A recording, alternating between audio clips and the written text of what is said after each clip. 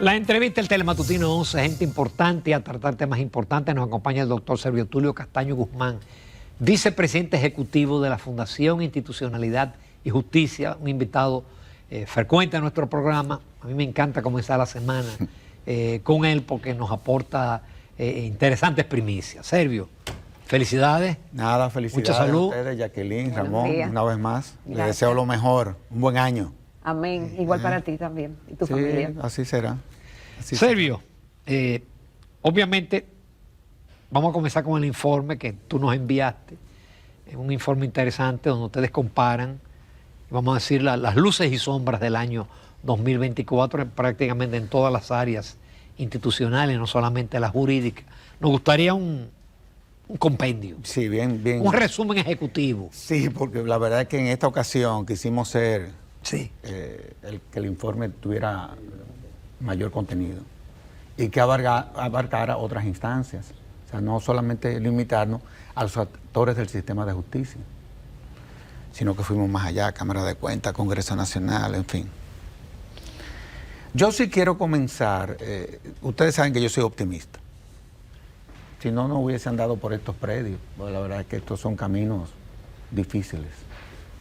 Tú luchar por el fortalecimiento institucional de un país, eso no es fácil.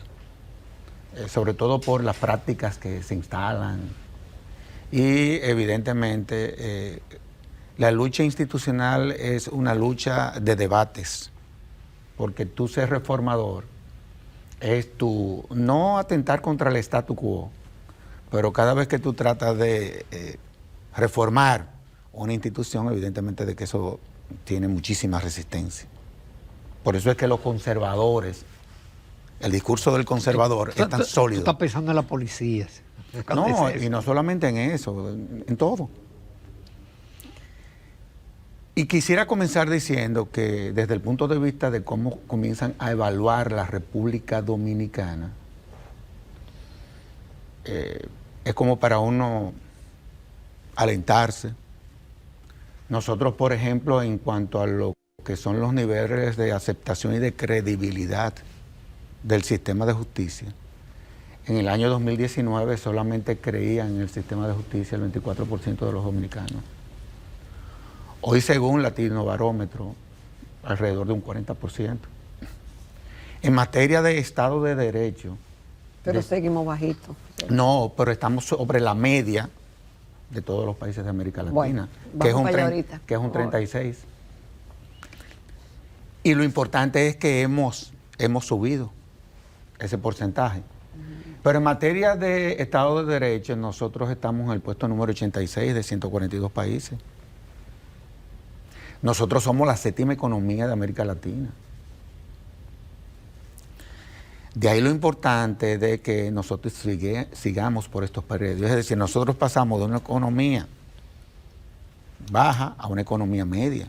O sea, este país va creciendo independientemente de todas las debilidades que nosotros podamos identificar. ¿Qué sigue siendo un problema en el sistema de justicia? Evidentemente de que la mora judicial y el acceso a la justicia. Ese es el problema. Pero cuando tú ves, por ejemplo, las políticas que se están diseñando a lo interno del Poder Judicial, evidentemente que eso cada vez se reduce más. Por ejemplo, la Suprema Corte de Justicia, todos los expedientes que le fueron sometidos en el año 2023 han sido fallados el 98%. Y de los que se le sometieron en el 2024 ya ha fallado alrededor del 50%. Eso se debe a una razón, a que se modificó la ley de casación y ya los procesos son más ágiles en la Suprema Corte de Justicia. A niveles, por ejemplo, de los juzgados de paz, la mora es un 10%. A niveles, por ejemplo, de tribunales de primera instancia, ahí sigue siendo alta. Entonces, ¿Y por qué? Bueno, ¿por qué? Porque aquí todo se judicializa. Por ejemplo, en los países en donde los sistemas de justicia funcionan como deben de funcionar, generalmente el promedio de los casos que se les sometan, que terminan entrando al sistema de justicia, Son de un 20 a un 10% lo que entra. Aquí entra el 90%. ¿Y por cuál otra vía se resuelven ahí? A través de acuerdos, a través de procedimientos penales abreviados. Es decir, nosotros tenemos muchísimos mecanismos que pudiésemos utilizar para nosotros descongestionar el sistema. ¿Y por qué no se usan? ¿Por qué? Por la cultura. Desconocimiento, quizás. No, yo diría que son las prácticas, pero yo creo que el sistema ya comienza a entender que esa sería una vía para que real y efectivamente. Exacto, pero el tipo se declara culpable y negocia. Ya no hay que ¿Para qué tú tienes que juicio? durar 4 años para que lo condenen en la Suprema Corte de Justicia? ¿Qué sentido tiene eso? Mientras tú llegas a un acuerdo, inclusive eso le beneficiaría al imputado porque está reconociendo de antemano y pudiese negociar una condena. Entonces, en los Estados Unidos solamente entra el 10%, en Puerto Rico entra el 8% de los casos.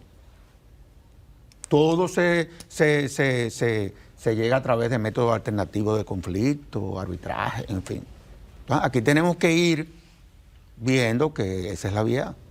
Y yo creo que en esta ocasión los actores del sistema de justicia ya comienzan a entender eso. ¿Por qué?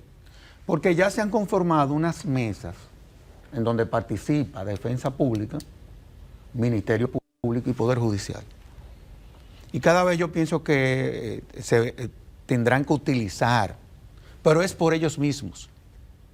Entonces muchas veces, por ejemplo, la Defensa Pública no quiere negociar con el fiscal porque la Defensa Pública entiende que durante lo que fue el proceso de investigación, el fiscal violentó el debido proceso. Entonces ahí no negocia. Bueno, pero júntense a ver entonces cuál es la vía de que situaciones como esa no se sigan dando a los fines de, entonces, poder resolver cosas que se pueden resolver sin tener que llegar a juicio de fondo. Eso es una locura. Eso es una locura. El año pasado, 56,000 casos le entraron al sistema. Imagínate. Eso es imposible. 56,000 casos. De los cuales la Defensa Pública, estamos hablando en materia penal solamente, de los cuales la Defensa Pública, ¿tú sabes qué porcentaje de los casos asumió? ¿Qué porcentaje? El 82%.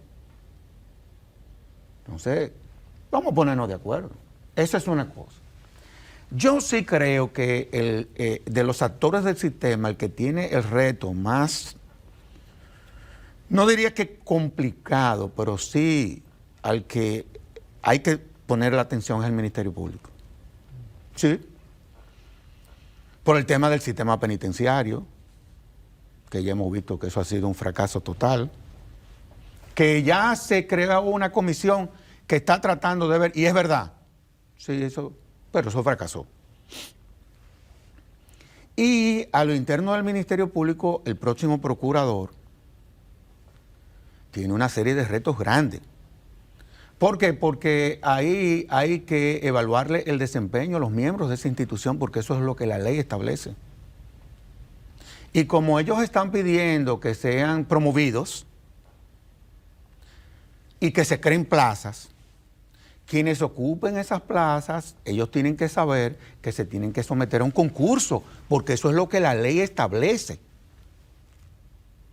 Como también la ley establece que para yo promoverte, es decir, de fiscalizador a fiscal, tú te tienes que someter a una evaluación.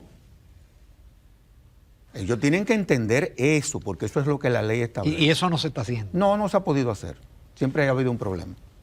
¿O no se ha querido hacer? No. Ahora, la actual procuradora ha hecho y se han inclusive hasta diseñado, pero siempre hay un tema.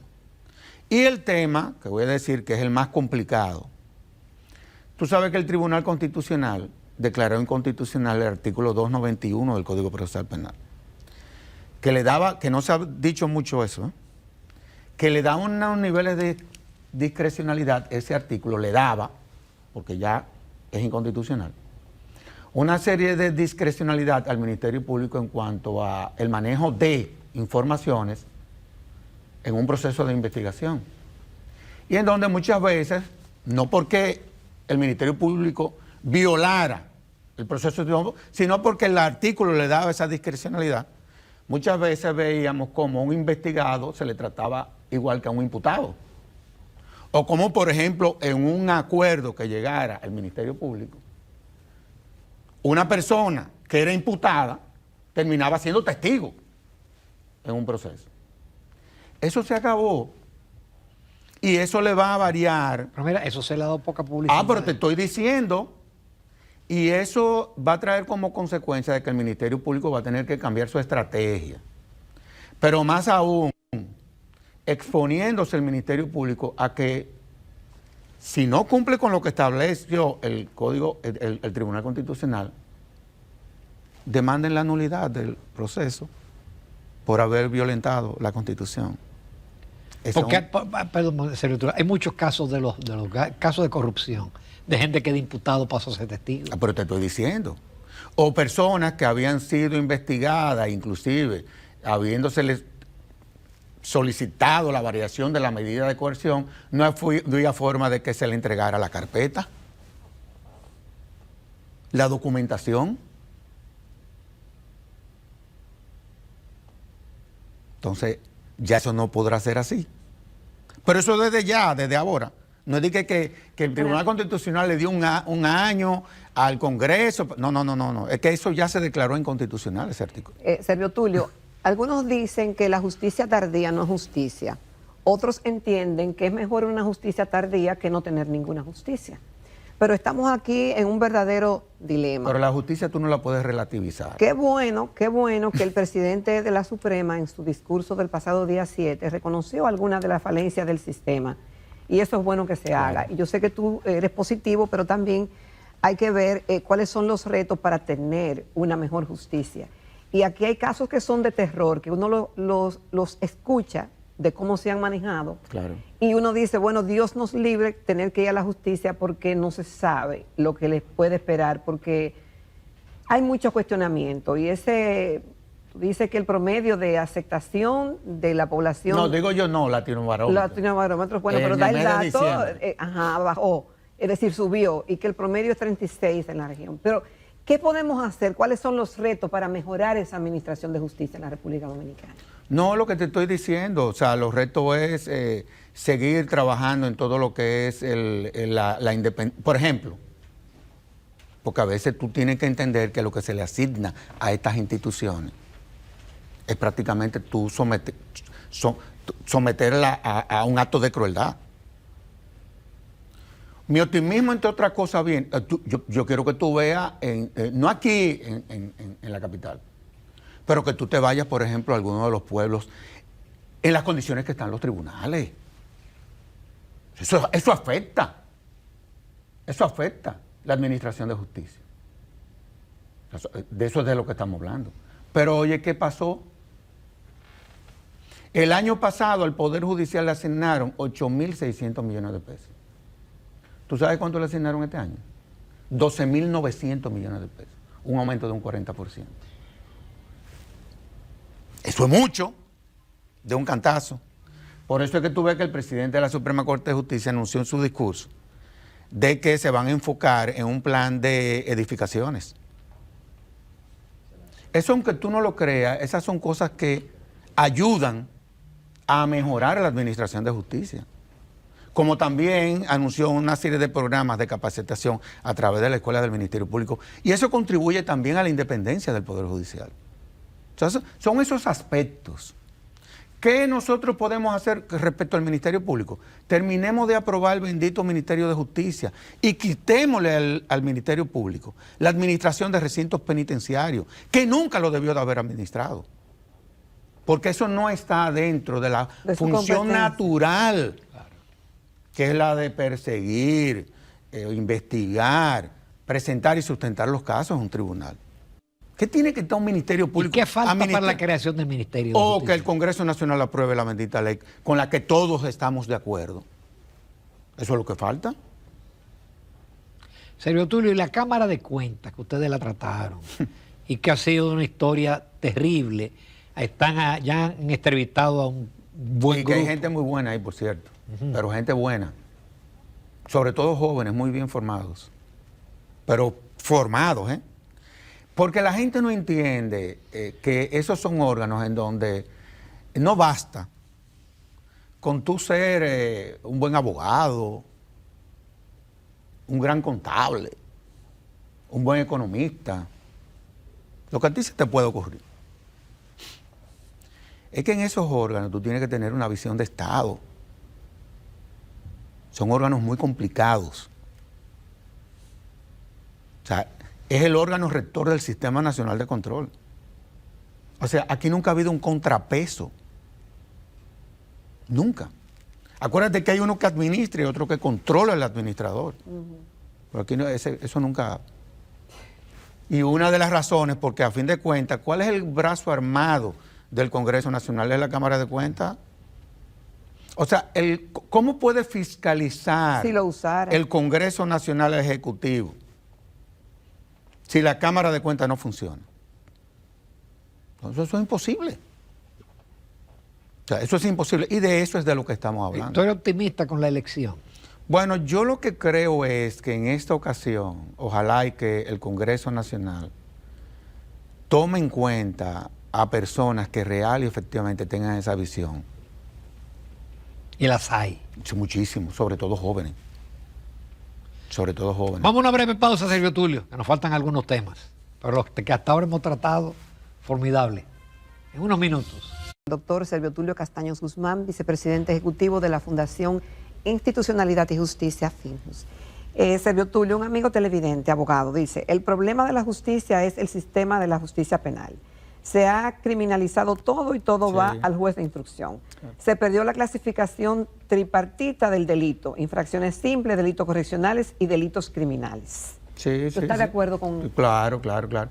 Es que, oye, si lo judicializamos todo, y no es la materia penal, también hay muchos problemas en la jurisdicción inmobiliaria, ustedes lo saben, aun cuando se ha avanzado en todo lo que tiene que ver con el registro de documentos, eso está muy bien, pero hay situaciones en el este muy complicadas y en otros pueblos con relación a la jurisdicción inmobiliaria.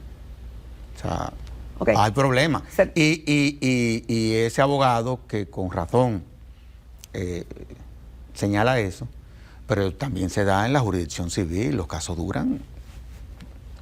Tú no te puedes esos son imaginar. los que deberían de resolverse por acuerdo. Y a veces uno no entiende. O sea, hay un tema de mora y de plazos y de tiempo.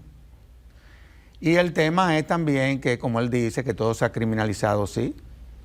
Lo que pasa es que muchas veces se acusa al Ministerio Público de que siempre solicita la prisión preventiva como medida de coerción. El problema... Con lo que eso a mí no me sorprende porque esa es la naturaleza del Ministerio Público. Si no lo hiciera, hay que revisarlo. Pero el juez es el que El problema es que son los jueces que se la dan, que es el que debe y está obligado a garantizar derechos. O sea, hay casos que uno no entiende por qué hay que tener preso a una gente para que se le conozca un proceso. Entonces, tú llegas a la conclusión de que sin preso no hay proceso. O sea, es un cambio de mentalidad. Porque a veces también uno piensa, cuando lo soltaron y el caso se cayó. No, pero es que eso no es así. Esa es la percepción. Nada que ver. O cuando se te varía una medida de coerción. Yo siempre lo he dicho, yo conozco en una ocasión... Sí, bueno, el caso es complejo, Servio. Los casos complejos, bueno, no necesariamente, hay casos que son complejos. Por ejemplo, los casos bancarios en el año 2004 eran complejos y se le conoció a todas esas personas sus procesos bajo libertad, bajo fianza, y fueron condenados toditos. O el hecho de que a ti te varíe una medida de coerción, eso en nada altera el fondo del proceso, son cosas totalmente diferentes. Yo recuerdo que en una ocasión, yo he dicho, yo creo que fue aquí mismo, que unos imputados que estaban solicitando la variación de medida de coerción, yo decía que el juez estaba obligado a conocerle esa petición. Eso fue lo que yo dije aquí.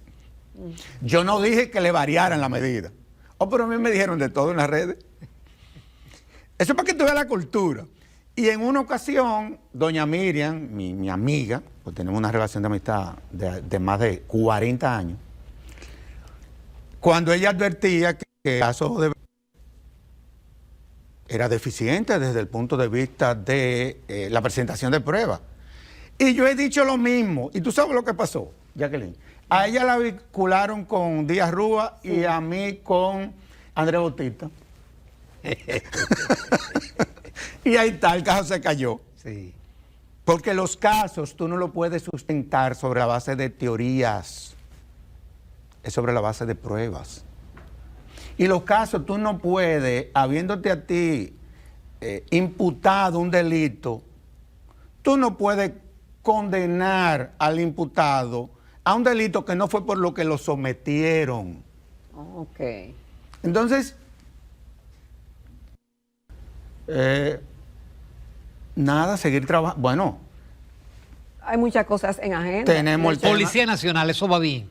Yo pienso que sí, porque la ley nosotros se la vamos a entregar al presidente. Todas estas cosas a veces cuando uno se mete, yo soy el coordinador y en la medida en que tú vas trabajando, porque es una nueva ley de la policía, evidentemente tú te vas dando cuenta de los niveles de deficiencia que habían ahí, que se han tenido que ir corrigiendo poco a poco. Pero la ley nosotros la vamos a entregar, que es la reforma estructural de la institución. Esa es la reforma. Nosotros hasta ahora lo que hemos venido es tomando medidas y dignificando la labor del policía. Pero la reforma estructural es en la norma que viene, que es una reforma total. Esa es la realidad. Y eso probablemente el presidente la esté sometiendo el 27 de febrero. Mira. Y se está haciendo con los policías, esa reforma. Para que después no me vengan que no tomaron en cuenta la institución. Ese no es el caso en esta ocasión. Mira, Servio Tulio, dice otro amigo abogado, dice, se caen los casos por tinterilladas locales. En todos los otros países condenaron a los de Odebrecht porque las pruebas existían. Menos sí, el problema es que hubo aquí en una ocasión, un juez ordenó que el Ministerio Público fuera a Brasil a investigar, ¿verdad?, a quienes realmente, y eso nunca se hizo. Es que el proceso penal, aunque duela o no, usted tiene que llevarlo al pie de la letra. Ok. Pregunta otro abogado, ¿los casos penales terminarán en 3 años por los preceptuados en el artículo 148 del 4 años Código ya. Procesal Penal Pero ya es 4 años. y lo dispuesto por el Tribunal Constitucional? ¿Qué considera? Bueno, eso habría que esperar lo que decide el tribunal. De eso ya. Yo lo que sí sé es que hay una decisión de la Suprema Corte de Justicia, en el mismo caso de Brecht, que determinó que, por lo menos fue lo que yo interpreté cuando la leí, que el hecho de que un caso durara más de 4 años no se extinguía la acción penal. Y ese es un precedente de la Cámara Penal de la Suprema Corte de Justicia. Sí, porque a veces pueden dilatar el caso para que llegue a 4 años. Claro, pero que Incidental. eso tampoco está escrito en piedra. En principio eso se estableció en el código, un plazo razonable, 4 años. Pero si a ti te están...